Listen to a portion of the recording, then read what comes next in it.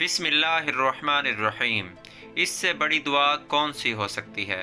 दोस्तों, आपसे गुजारिश है वीडियो को एंड तक लाजमी देखिएगा, इंशाअल्लाह बहुत ज़्यादा फ़ायदा होने वाला है। ए अल्लाह, हमें सीधे रास्ते पे चला।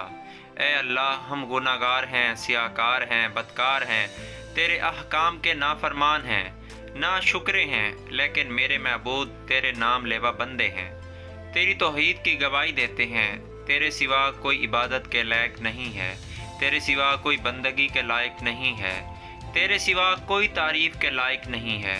हमारे माबूद, हमारे गुनाह तेरी रहमत से बड़े नहीं हैं। तू अपनी रहमत से हमारे गुनाह माफ़ कर दे। ए अल्लाह पाक, हमें गुमराही के रास्ते से हटाकर सिरात मुस्तकीम के रास्ते पे चलने वाला बना दे। ए अल्लाह, ऐसी नमाज़ पढ़ने की तौफीक अता कर जिस नमाज से तू राज़ी हो जाए। ज़िंदगी में ऐसे नेक अमाल करने की तौफीक अता कर जिन अमालों से तू राज़ी हो जाए। हमें ऐसी ज़िंदगी गुजारने की तौफीक अता कर जिस ज़िंदगी से तू राज़ी हो जाए।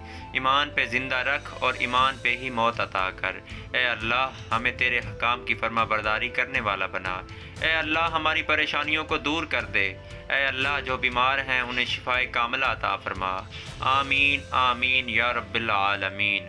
दोस्तों, उम्मीद करता हूँ ये दुआ आपको बहुत पसंद आई होगी और मेरे साथ आपने भी इस दुआ को दोहराया होगा।